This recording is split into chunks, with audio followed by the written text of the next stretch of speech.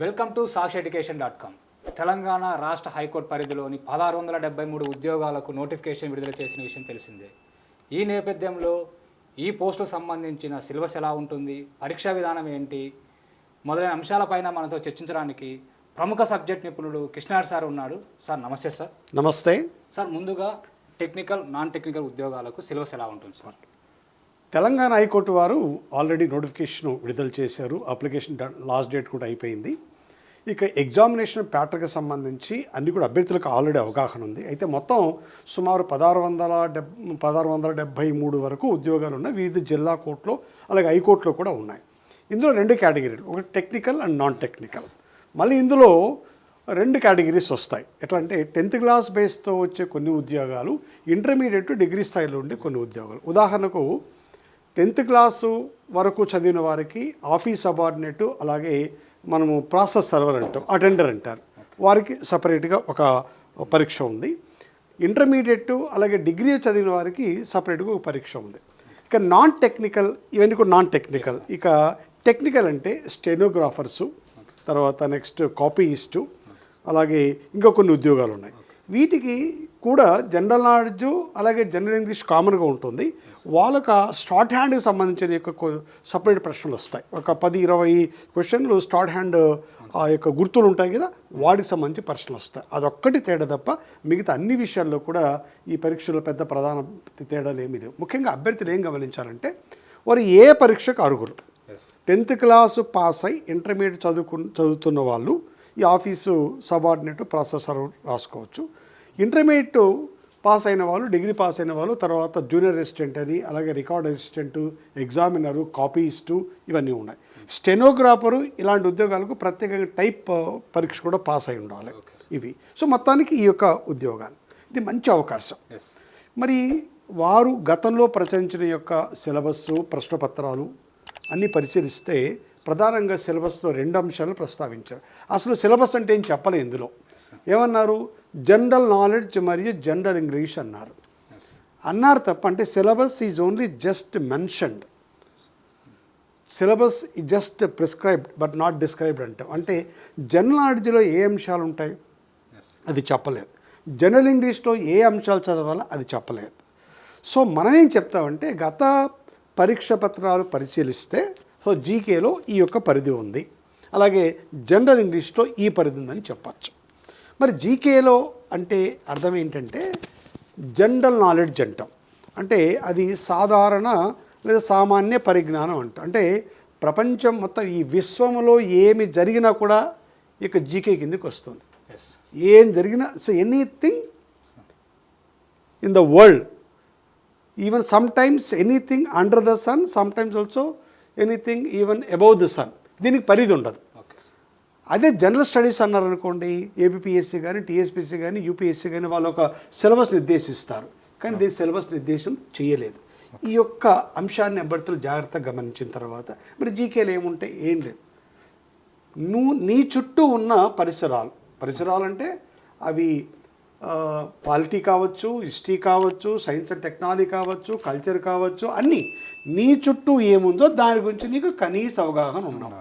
నువ్వు తెలంగాణలో ఉన్నావు, తెలంగాణ ఉన్నప్పుడు తెలంగాణకు సంబంధించిన ఈ యొక్క ఉనికి అంతా నీకు తెలిసి ఉండాలి. ఇది నైసర్గిక స్వరూపం ఏంటి, నదులు ఏమున్నాయి, ప్రాజెక్టులు ఏమున్నాయి, తర్వాత ప్రభుత్వం ఏ విధంగా పరిపాలిస్తుంది, వాతావరణం ఎట్లా ఉంటుంది, ఏ పంటలు పండుతాయి, ఇది అలా భారతదేశంకి వచ్చినప్పుడు ఇదే అంశాలు వస్తాయి. భారతదేశం యొక్క నదులు ఏంటి, సరిహద్దులు ఏంటి, పొడవైనవి ఏంటి, ఎత్తైనవి ఏంటి, లోతైనవి ఏంటి, ఏ నది ఎక్కువ ప్రవహిస్తుంది, ఏ నది ఎక్కువగా ఈ డెల్టాలు ఏర్పరుస్తుంది, ఈ విధంగా ఉంటాయి. అలాగే ఇంకా ముందుకు వెళ్ళినప్పుడు ప్రపంచంలో కూడా అడుగుతాడు. ఐక్యరాజ్య సమితి దాని అనుబంధ సంస్థలు, అలాగే చాలా అంతర్జాతీయ సంస్థలు ఉన్నాయి, వాటి గురించి అడుగుతాడు. లాస్ట్ ఇయర్ ఏమడిగాడు, WHO యొక్క ప్రధాన కార్యాలయం ఎక్కడుంది అని అడుగుతాడు. సరే ఈసారి ఏం అడగచ్చు, మనం మొన్ననే అమెరికా WHO నుంచి తప్పుకుంది. ఈసారి ఏమడగచ్చు, ఈ మధ్యనే ఏ దేశం WHOని తప్పుకుందని చెప్పేసి అడగచ్చు.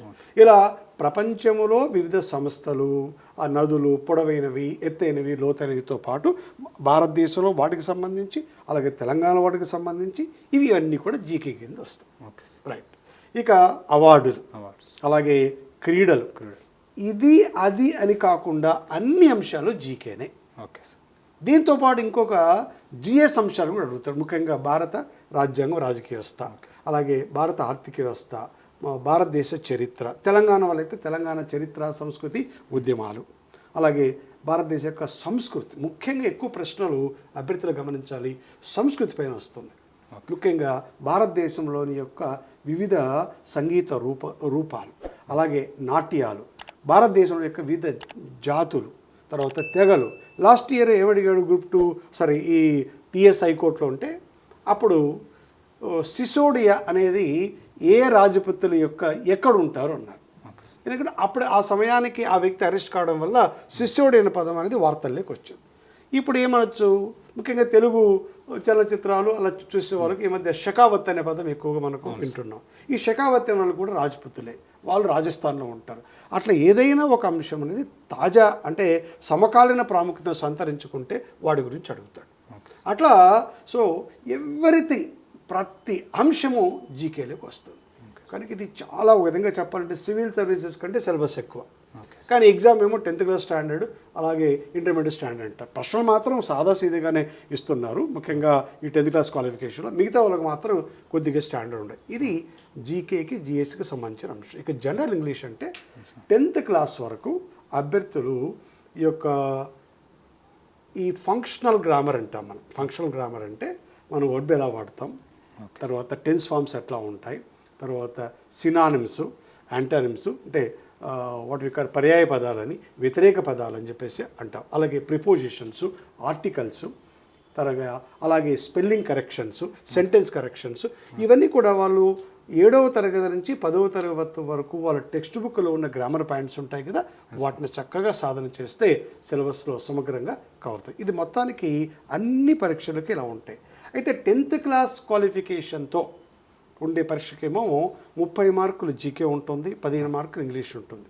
అదే ఇంటర్మీడియట్ టు డిగ్రీ స్థాయిలో ఉన్న పరీక్షకేమో 60 మార్కులు జీకే ఉంటుంది, తర్వాత 40 మార్కులు జనరల్ ఇంగ్లీష్ ఉంటుంది. వాళ్ళ స్థాయి కొద్దిగా ఎక్కువగా ఉంటుంది. సో మొత్తానికి సిలబస్ ఇస్ సేమ్, అంటే వాళ్ళకి జీకేనే, వీళ్ళకి కూడా జీకేనే. వాళ్ళకి జనరల్ ఇంగ్లీష్, వీళ్ళకి జనరల్ ఇంగ్లీష్. అయితే నంబర్ ఆఫ్ క్వశ్చన్స్ మారుతాయి, ప్రశ్నల యొక్క ప్రమాణాలు మారుతాయి. కానీ ఈ అంశాన్ని అభ్యర్థులు గుర్తించి దానికి అనుగుణంగా వాళ్ళు తయారు కావాలి. సార్, ఈ సిలబస్ గురించి చాలా చక్కగా వివరించారు సార్. ఇంకా పిల్లలకు నెక్స్ట్ వచ్చే డౌట్ ఏంటంటే బుక్స్.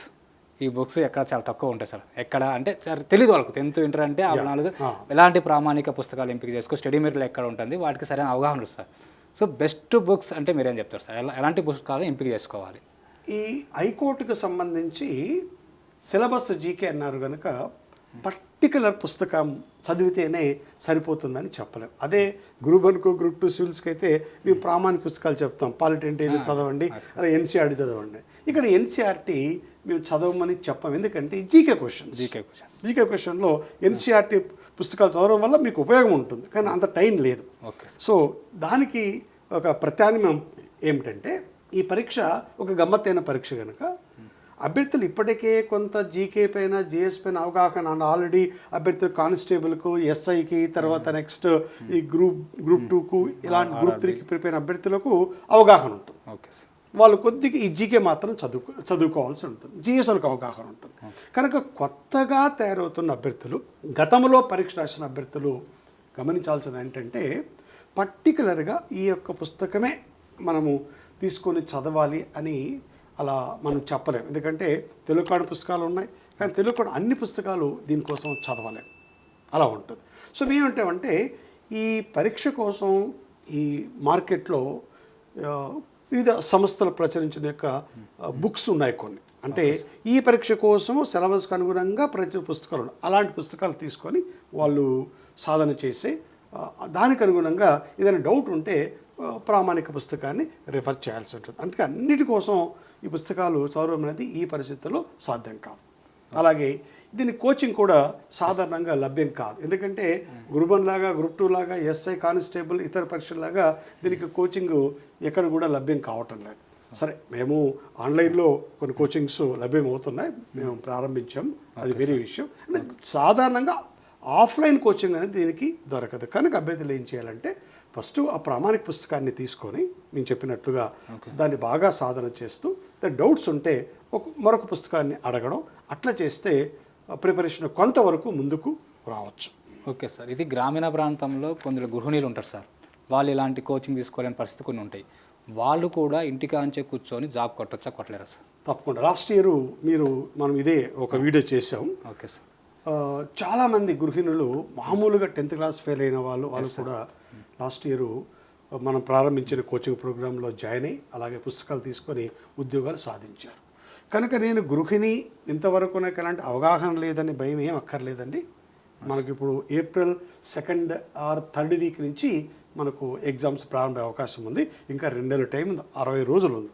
కనుక సామాన్య గృహిణులు కానివ్వండి, ఎవరైనా కానివ్వండి, ఇప్పుడు నేను చెప్పిన విధంగా ఆ పుస్తకాలు సేకరించుకొని వీరైతే ఆన్లైన్ కోచింగ్స్ తీసుకొని ప్రిపేర్ అయితే డెఫినెట్గా ఉద్యోగాలు సాధిస్తారు. గతంలో మనము ఇచ్చినప్పుడు చాలామంది కూడా తర్వాత రెస్పాండ్ అయ్యారు. ఈ విధంగా చేయడం వల్ల మాకు ఉద్యోగాలు వచ్చాయని చెప్పేసి కూడా చెప్పడం జరిగింది. సార్, మామూలుగా ఈ పరీక్షా విధానం ఎలా ఉంటుంది సార్ దీనికి, ఈ పోస్టులకు? పరీక్ష ఒకటే. General knowledge and general studies పైన అలాగే జనరల్ ఇంగ్లీష్ పైన ప్రశ్నలు ఉంటాయి. 10th క్లాసు క్వాలిఫికేషన్తో మనం చెప్పినట్లుగా 30 మార్క్స్ జీకే ఉంటుంది, 15 మార్క్స్ జనరల్ ఇంగ్లీష్ అంటే ప్రాసెసర్ ఆఫీస్ సబార్డినేట్. మిగతా అన్ని పరీక్షలు అంటే అది జూనియర్ అసిస్టెంట్ కావచ్చు, రికార్డ్ అసిస్టెంట్ కావచ్చు, లేదా కాపీయిస్ట్ కావచ్చు, స్టెనోగ్రాఫర్ కావచ్చు, అందరికీ ఒకటే. 60 మార్కులు జీకే, 40 మార్కులు జనరల్ ఇంగ్లీష్. ఇందులో ఏమీ మారదు. చాలా సులభమైన పరీక్ష విధంగా చెప్పాలంటే. అదే సమయంలో విస్తృతమైన సిలబస్ ఉంది కనుక కొద్దిగా దీన్ని మనము ఎక్కువ చదవాల్సిన అవసరం ఏర్పడుతుంది. సార్, చాలామందికి అనుమానాలు ఉంటాయి సార్ ఈ కరెంట్ అఫైర్స్ విషయంలో. లాస్ట్ 3 months 6 months అనేది ఉంటుంది. కరెంట్ అఫైర్స్ నెట్ట ప్రామాణికంగా తీసుకొని చదువుకోవాలి.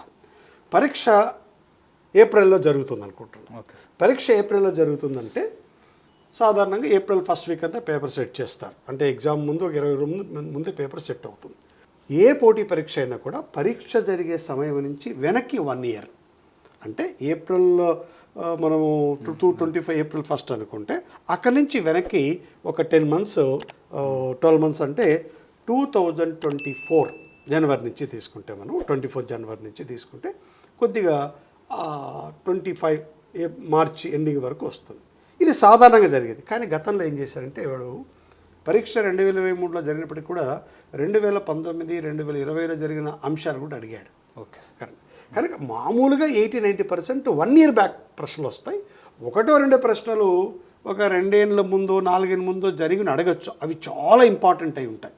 అంత తప్ప 80-90% ఆఫ్ ద క్వశ్చన్స్ కరెంట్ ఈవెంట్స్లో పరీక్ష సమయానికంటే ముందు 1 yearకే మీరు ఎక్కువగా ఫోకస్ చేస్తే చాలు. ముఖ్యంగా కరెంట్ ఈవెంట్స్ పైన ఎక్కువ ప్రశ్నలు రావట్లేదు. ఒక 2-3 ప్రశ్నలు వస్తున్నాయి. మామూలుగా ఆఫీస్ సబార్డినేట్కు అలాగే ప్రాసెసర్కు కరెంట్ ఈవెంట్స్ గతంలో అడగలేదు. అలా అని చెప్పేసి అడగరని గ్యారంటీ కూడా లేదు. ఇంపార్టెంట్ చూసుకోండి. ఉదాహరణ మన 76 గణతంత్ర దినోత్సవం జరిగింది. అక్కడ వచ్చిన అతిథి ఎవరు, ఆ థీమ్ ఏమిటి, తర్వాత ఈ పద్మ అవార్డులు ఇచ్చారు. అంటే మొత్తం పద్మ 100 మందికి ఇచ్చారు. ఆంధ్రప్రదేశ్ తెలంగాణలో పద్మ అవార్డులు పొందిన తెలుగు వారెవరు, పద్మశ్రీ అవార్డు వరకు వచ్చింది, అవి మాత్రం ఫోకస్ చేయండి. ఇక దేశంలో గొప్ప కళాకారుడు, గొప్ప క్రీడాకారుడికి ఏదైనా పద్మశ్రీ బిరుదు వచ్చుంటే వాటిని ఫోకస్ చేయండి. అందుకని ప్రతి అంశాన్ని చదవాల్సిన అవసరం లేదు. ఈ విధంగా ఒక ముఖ్యంగా కరెంట్ అఫైర్స్లో ఏముండవు. నియామకాలు, అవార్డులు, క్రీడలు, science and technology, persons, places, that's all. ఇప్పుడు చెస్ ప్రపంచ చెస్ ఛాంపియన్షిప్ జరిగింది.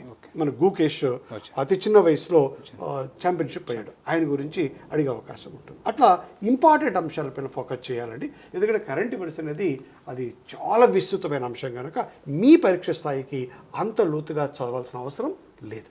Okay sir. ఈ మోడల్ పేపర్స్, ప్రీవియస్ పేపర్స్ ఈ పరీక్షలకు రానున్న పరీక్షలకి ఎంతవరకు ఉపయోగపడే అవకాశం ఉంటుంది సార్? తప్పకుండా. ఎందుకంటే ఈ ప్రీవియస్ పేపర్స్ చూడకుండా మీరు ప్రిపరేషన్ చేయకూడదు. ఎందుకంటే గతంలో ప్రశ్నలు ఎలా వచ్చాయి, ఆ యొక్క ప్రమాణాలు ఎట్లా ఉన్నాయి, ఏ దృక్కోణంలో ప్రశ్న అడిగారు. ఉదాహరణకు గతంలో సైన్స్లో ఏ ప్రశ్న వచ్చాయి, పాలిటీలో ఏ ప్రశ్న, లాస్ట్ ఏమి పాలిటీలో కేంద్ర మంత్రిమండలికి ఎవరు అధ్యక్షత వహిస్తారు, ప్రధానమంత్రి, రాష్ట్రపతి, ఈ 2 ఆన్సర్లు. సైన్స్లో ఏమి అడిగారు, మానవ శరీరంలో అతిపెద్ద భాగం ఏది అన్నాడు. అంటే ఈ విధంగా ప్రశ్న వస్తుంది. కనుక ప్రతి అభ్యర్థి కూడా హిస్టరీ పైన, పాలిటీ పైన, శాస్త్ర సాంకేతిక అంశాలపైన, ఎకానమీ పైన కూడా గతంలో ప్రశ్నలు వచ్చాయి. ఆర్బీఐ యొక్క ప్రధాన విధి ఏది అన్నాడు. అలా కనుక కంపల్సరీగా అభ్యర్థులు గత పరీక్ష పత్రాలను చూస్తూనే ప్రిపేర్ కావాలి. తద్వారా వాళ్ళ యొక్క స్టాండర్డు, వారి యొక్క ప్రిపరేషన్ విధానాన్ని సొంతంగా అంచనా వేసుకోవడానికి ఒక మార్గం అనేది ఏర్పడుతుంది. కనుక first of all see the previous papers, కొంత చదివిన తర్వాత ప్రాక్టీస్ పేపర్ చేయాలి. అయితే చదివిన తర్వాత ప్రాక్టీస్ చేయమంటారు. ఎందుకంటే బిట్లు టైప్లో అభ్యర్థులు చదివితే గుర్తుండదు. పుస్తకం తీసుకున్న తర్వాత అంశాల వారిగా చదవాలి. ఉదాహరణకు అంతర్జాతీయ సంస్థలను కానీ యునైటెడ్ నేషన్స్ ప్రధాన సంస్థలు, ఆ తర్వాత నామ్ అంటే ఏంటి, సార్క్ అంటే ఏంటి, బ్రిక్స్ అంటే ఏంటి, ఇలా 1 by 1 అంతా కూడా చదువుకుంటూ వెళ్తే ఒక లైన్ ఏర్పడుతుంది, ఒక స్టోరీ లైన్ వస్తుంది. కనుక అట్లా వాళ్ళకి ఈజీ అయిపోతుంది. అంతేగాని కేవలం బిట్లు ప్రాక్టీస్ చేస్తే గుర్తుపెట్టుకోవడం కష్టమవుతుంది. ఇది సైంటిఫిక్ కాదు. ఏ పరీక్ష కూడా ఇది సైంటిఫిక్ కాదు. సరే, ఇందాక మీరు ఒక పాయింట్ అన్నారు, online classes at the same time online టెస్టులు. ఇవి ఎంతవరకు రానున్న పరీక్షలకు ఉపయోగపడే అవకాశం ఉంది? మంచి ప్రామాణిక సంస్థ వారు సీనియర్ ఫ్యాకల్టీ అంటే ఈ పరీక్షకు అనుగుణంగా తయారు చేసిన యొక్క ఆన్లైన్ టెస్ట్ సిరీస్ అవన్నీ కూడా రాయడం వల్ల డెఫినెట్గా వాళ్ళకు ఉపయోగం ఉంటుంది. ఎందుకంటే నువ్వు చదివిండేది నీకు అర్థమైందా, అర్థమైంటే ఎంతవరకు అర్థమైంది, చదివిండేది గుర్తుందా, గుర్తు ఉంటే ఎంతవరకు గుర్తుంది అని బేరేజ్ వేయాలంటే డెఫినెట్గా you have to undergo for a test, అంతే కదా. కనుక నువ్వు నేర్చుకున్నది నీకు గుర్తుందో లేదో, అవగాహన ఉందో లేదో తెలియాలంటే కంపల్సరిగా ఒక పరీక్ష పెట్టి అంచనా వేయాలి కదా. కనుక మీకు మీరు అంచనా వేసుకోండి, పరీక్ష రాయండి, అంచనా వేసుకోండి. ఎక్కడ తప్పులు పోతాయి, సాధారణంగా తప్పులు ఎక్కడ పోతాయి, 3 రకాలుగా తప్పులు పోతాయి. ఒకటి, చదివిండేది గుర్తు లేక అక్కడ 75 బదులు 76 పెట్టేస్తారు, అట్లా తప్పులు పోతాయి. రెండవది, చదివారు గుర్తుంది కానీ అర్థం కాలే, సో అక్కడ అట్లా పెట్టేస్తారు. చదివారు గుర్తుంది కానీ అన్వయించలేరు, అంటే ఇచ్చిన సిచ్యువేషన్కి అనుగుణంగా అన్వయించాలి.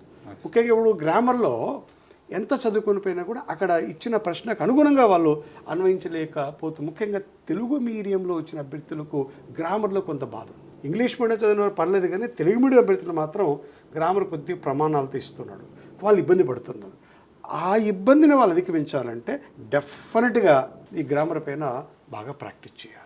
అప్పుడు వాళ్ళ కాన్ఫిడెన్స్ వస్తుంది, ఎగ్జామ్లో మంచి మార్కులు వస్తాయి. సో దానికోసం మీరు ప్రామాణిక పుస్తకాలు అన్నారు కదా, సో పలానా పుస్తకమే తీసుకుంటే సక్సెస్ వస్తుందని ఏ పోటీ పరీక్షకు చెప్పకూడదు. ఎందుకంటే విస్తృతంగా 2-3 సంవత్సరాల వాళ్ళు బాగా శ్రమించి సంపాదించుకున్న నాలెడ్జ్ వల్ల పరీక్షలు ఆన్సర్ చేస్తారు తప్ప కేవలం ఒక పుస్తకం చదివితేనే అలా రాదు. సరే, కొత్తగా ప్రిపేర్ అయ్యే వాళ్ళకు ఎక్కువ గంటలు ఉదాహరణకు ఇప్పటి నుంచి కనీసం రోజు ఒక 8 నుంచి 10 గంటలు చదవాలి. మినిమం 8 to 10 hours చదివితేనే ఈ యొక్క సిలబస్ను మీరు పూర్తి చేయగలరు. ఎట్టి పరిస్థితుల్లోనూ అన్ని వ్యాపకాలు ఆపేసి మినిమం 8, మ్యాక్సిమం 10 hours వరకు చదవాలి. ఇంకా అవసరమైతే గ్రూప్ డిస్కషన్ చేసుకొని చదవాలి. అప్పుడు వాళ్ళకు వాటిపైన ఆసక్తి పెరుగుతుంది. సాక్షి.com వాళ్ళు కూడా ఆ వెబ్సైట్లోను ఆ పత్రికల్లో కూడా చాలా మంచి కరెంట్ అఫైర్స్ పైన మంచి టెస్ట్ సిరీస్ ఉంది. అలాగే రోజువారీగా వాళ్ళు అప్డేట్ చేస్తున్నారు. ఆ యొక్క education.com కంపల్సరీగా సందర్శించాలా. దీనికోసం ప్రత్యేకంగా ఉన్న ప్రశ్నలు అలాగే కరెంట్ ఈవెంట్స్ పైన కూడా .com ద్వారా కూడా మంచి ఉపయోగం ఉంది. గతంలో చాలామంది కూడా బాగా బెనిఫిట్ అయ్యారు. సార్, మీ గైడెన్స్లో కొన్ని వందల అనకొచ్చు కానీ కొన్ని వేల మందికి ప్రభుత్వ ఉద్యోగాలు సాధించారు. ఆ విషయం నాకు స్పష్టంగా తెలుసు సార్ మీ అనుభవంలో. సో ఇప్పుడు చాలామంది ఇటీవల కాలంలో ఒక ఫోకస్ అయిపోయింది సార్, ఈ టాపిక్స్ పై ఫోకస్ పెట్టి ఇన్ని క్వశ్చన్స్ వస్తాయి, ఈ అంశాలు చదివి ఈ అంశాలు అంటారు. అది ఎంతవరకు వాస్తవం సార్? అది 100% అన్సైంటిఫిక్. Yes sir. అకాడమిక్ ఎగ్జామ్లో 10th క్లాసు ఇంటర్మీడియట్ డిగ్రీ ఎగ్జామ్లో ఈ టాపిక్ పైన ఫోకస్ చేస్తే మీకు డెఫినెట్గా 5 క్వశ్చన్లు వస్తాయని ఇప్పుడు కూడా చెప్తాను నేను. ఇప్పుడు 10th క్లాస్ ఇంటర్మీడియట్ చదివే వాళ్ళకు కూడా 20 క్వశ్చన్లు వస్తే ఇందులో 50%, 60% గ్యారంటీ వస్తాయి, గ్యారంటీ ఇవ్వగలరు. కానీ పోటీ పరీక్షలో సాధ్యం కాదు. పోటీ పరీక్షలో ప్రతి టాపిక్ ఇంపార్టెంటే, ప్రతి ప్రశ్న ఇంపార్టెంట్. ఎందుకంటే ఆబ్జెక్టివ్ టైప్ మల్టిపుల్ చాయిస్ ఇచ్చడం నీకు చాయిస్ ఉండదు. 45 క్వశ్చన్లు ఆన్సర్ చేయాలి అంటే అదృష్టవశాత్తు ఏంటంటే టీఎస్ఐ కోర్టులో నెగిటివ్ మార్క్స్ లేవు, అది అడ్వాంటేజ్. కనుక ప్రతి ప్రశ్నను ఆన్సర్ చేయాలి. అదే 10th క్లాస్ ఇంటర్మీడియట్ అకాడమిక్ ఎగ్జామ్లో మీకు చాయిస్ ఉంటుంది, ఇక్కడ చాయిస్ ఉండదు. కనుక పలానా టాపిక్ నుంచినే పలానా ఏరియా నుంచినే ఎక్కువ ప్రశ్నలు వస్తాయనేది పూర్తిగా అవాస్తవం, దానికి ఆధారాలు లేవు, అది అన్సైంటిఫిక్. ఎగ్జామ్ అనేవాడు మొత్తం అన్ని టాపిక్లు కలిసే విధంగా ప్రశ్నపత్రం తయారు చేస్తారు. సరే, 1-2 ప్రశ్నలు అధికంగా ఒక టాపిక్ పైన రావచ్చు, అది యాదృచ్ఛికం, ఇది షియర్ యాక్సిడెంటల్. కనుక ఎట్టి పరిస్థితుల్లోనూ పలానా అంశం ఇంపార్టెంట్, పలానా అంశం ఇంపార్టెంట్ కాదనేది ఈ పోటీ పరీక్షలకు అది శాస్త్రీయము కాదు. అన్ని టాపిక్లకు సమానమైన ప్రాధాన్యత ఇచ్చినప్పుడే, సమగ్రంగా చదివినప్పుడే అభ్యర్థి ఉద్యోగాలు సాధిస్తారు. It's very very important aspect అభ్యర్థులు గుర్తుంచుకోవాలి. సార్, ఇప్పుడు రానున్న పరీక్షల్లో ప్రశ్నాసరాలకి ఇప్పుడు ప్రశ్నాసరాలకి ఏమైనా తేడా వచ్చిందా? ఎలాంటి ప్రశ్నలు వచ్చే అవకాశం ఉంది రానున్న పరీక్షలకు? గత ఆల్మోస్ట్ ఒక 4-5 సంవత్సరాల నుంచి ఈ తెలంగాణ హైకోర్టు అలాగే ఏపీ హైకోర్టు రెండు ప్రశ్నపత్రాలు పరిశీలిస్తున్నాం. ప్రశ్నల్లో ప్రధానమైన తేడాలు ఏమీ లేవు. అంటే గతంలో జరిగిన పరీక్షకు ఈ పరీక్షకు పూర్తిగా ఏ పారాడైమ్ షిఫ్ట్ అన్నమాట. అంటే ఒక చెప్పుకోదగ్గ గణనీయమైన యొక్క ప్రమాణాలు మారలేవు. ఏం మారలేదు. 1-2 ప్రశ్నలు అటు వెళ్తున్నాయి తప్ప 95% గతంలో ప్రశ్నలు ఎలా ఉన్నాయో అదే ప్యాటర్న్తో రిపీట్ అవుతున్నాయి. కానీ ఈ సంవత్సరం కూడా గత పరీక్షలో ఎలా ఉన్నాయో అదే ప్యాటర్న్లో మీరు ప్రిపేర్ కాండి. గతంలో ఏమడిగాడు? కల్చర్ అడిగాడు, కల్చర్ ఫోకస్ చేయండి. సైన్స్ అడిగాడు, అవార్డ్స్ అడిగాడు, తర్వాత ప్లేసెస్ అడిగాడు, పర్సన్స్ అడిగాడు. అదే తరహాలో తయారు కావాలి. కనుక గత ప్రశ్నపత్రాలకు ఇప్పుడు జరిగేదానికి ప్రధానంగా పెద్ద మార్పులు లేవు. ఎందుకంటే వాళ్ళు ముందుగానే చెప్పారు జనరల్ కనుక అందులో ప్రధానంగా ఎలాంటి తేడాలు ఉండవు. కనుక అభ్యర్థులు ఏమీ కంగారు పడద్దు. గత ప్రశ్నపత్రం ఆధారంగా చదవండి. డెఫినెట్గా కాన్ఫిడెంట్గా మీరు ఆ యొక్క ఉద్యోగాన్ని సాధించగలరు. సార్, ప్రతి ఒక్కరికి ఒక ఆశ ఉంటుంది సార్. ఈ జాబ్ వస్తే నా కెరీర్ ఇలా ఉంటుంది. సో మీరు అన్నట్టు ఈ జాబ్ వస్తే కెరీర్ గ్రోత్ ఎలా ఉంటుంది ఈ ఉద్యోగాల్లో? ఇక్కడ మంచి ప్రశ్న. ఈ ఆఫీస్ సబార్డినేటు తర్వాత ప్రాసెస్ సర్వర్ 10th క్లాస్ క్వాలిఫికేషన్తో ఉన్నాం. అటెండర్ అంటాం మనం, సబ్ స్టాఫ్ అంటాం.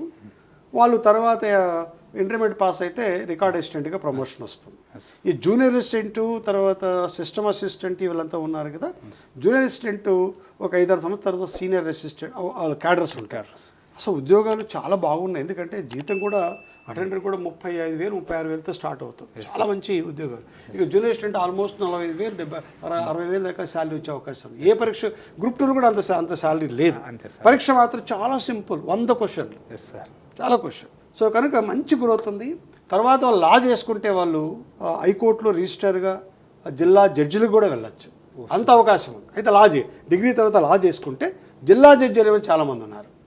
జూనియర్ అసిస్టెంట్గా జాయిన్ అయ్యి అంతేందుకు తర్వాత వాళ్ళు జూనియర్ అసిస్టెంట్ జాయిన్ తర్వాత హైకోర్టు జడ్జి వరకు కూడా ప్రమోషన్ అయ్యే అవకాశం ఉంటుంది. సపోజ్ 21-22 సంవత్సరాల్లో ఒక జూనియర్ అసిస్టెంట్ అయ్యాడు అనుకోండి, లా డిగ్రీ ఉందనుకోండి, ఇవి మీ ప్రమోటెడ్ టు హైకోర్టు జడ్జి కూడా అయ్యే అవకాశాలు ఉన్నాయి. ఓకే సార్, అంత ప్రాస్పెక్ట్ ఉన్నాయి. చాలా గౌరవనీయమైన యొక్క ఉద్యోగాలు. ఎందుకంటే న్యాయ వ్యవస్థలో పనిచేస్తున్నాం అంటే ప్రతి ఒక్కరు గౌరవిస్తారు. చాలా డిసిప్లైన్డ్గా ఉంటుంది. అందుకని మిగతా ఆఫీసర్లు కాకుండా కోర్టులు చాలా డిసిప్లైన్గా ఉంటాయి. టైం అంటే టైం, కంపల్సరీగా పనిచేయాలి. కనుక ఏ అభ్యర్థులైతే ఒక గౌరవప్రదమైన జాబు అలాగే మంచి శాలరీ సమాజంలో గుర్తింపు కావాలనుకుంటున్నారో ఇంతకంటే మంచి తరుణము రాదు. Is a golden opportunity. So don't miss it. Sir, ఫైనల్గా ఇంకో ప్రశ్న సార్. మీలాంటి అనుభవజ్ఞులు ఈ పరీక్షలు రాసే అభ్యర్థులకు ఎలాంటి సూచనలు సలహాలు ఇస్తారు సార్?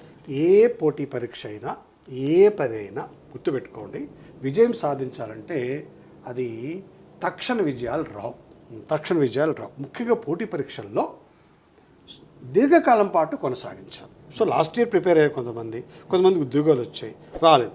ఏం చేస్తారు వాళ్ళు? దాంతో అక్కడ ఆపేస్తారు. మళ్ళీ నోటిఫికేషన్ వరకు వెయిట్ చేస్తుంటారు. అది తప్పు. Okay sir. కనుక ఈ రోజున ఉద్యోగాన్ని సాధించావంటే గతంలో ఎంత ప్రయత్నం ఉందో, ఎంత కష్టపడ్డావో, ఎన్ని త్యాగాలు చేసావో అది చాలా ఇంపార్టెంట్. కనుక అభ్యర్థి గుర్తుంచుకోండి, కష్టపడాల్సిందే. అయితే కొద్దిగా తెలివిగా కష్టపడాలి. అలాగే షార్ట్ కట్స్ ఆలోచించద్దు. ఎట్టి పరిస్థితుల్లో షార్ట్ కట్ ఆలోచించవచ్చు. నిజాయితీగా ఎగ్జామ్ జరుగుతుంది. ఈ దళాలు ఎవరైనా ఏమన్నా మాటలు చెప్పినా కూడా ఎట్టి పరిస్థితుల్లోనూ నమ్మద్దు. మీ శ్రమ, మీ పట్టుదల, మీ యొక్క ప్రతిభ ఆధారంగా ఉద్యోగిస్తారు తప్ప ముఖ్యంగా న్యాయస్థానంలో ఎలాంటి ప్రలోభాలు ఉండవు. మీరు 100% నమ్మకంతో ప్రిపేర్ కావచ్చు. సో ఒకటే గుర్తుపెట్టుకోండి. సో మీరు what I mean to say, నిజాయితీగా నిరంతరంగా శ్రమిస్తూ ఆత్మవిశ్వాసంతో ముందుకెళ్తూ వ్యవస్థపై నమ్మకంతో మీరు ముందుకు వెళ్తూ ఉంటే, నిరంతరం ప్రిపేర్ అవుతుంటే డెఫినెట్గా ఉద్యోగాన్ని సాధిస్తారు. Sir, thank you sir. Okay, thank you. Right.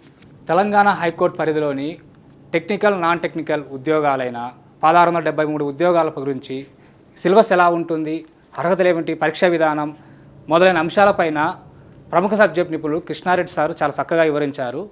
ఇది ఇవాల్టి ఇంటర్వ్యూ. మరో ఇంటర్వ్యూలో మళ్ళీ కలుద్దాం. Thank you. సాక్షి ఎడ్యుకేషన్.com.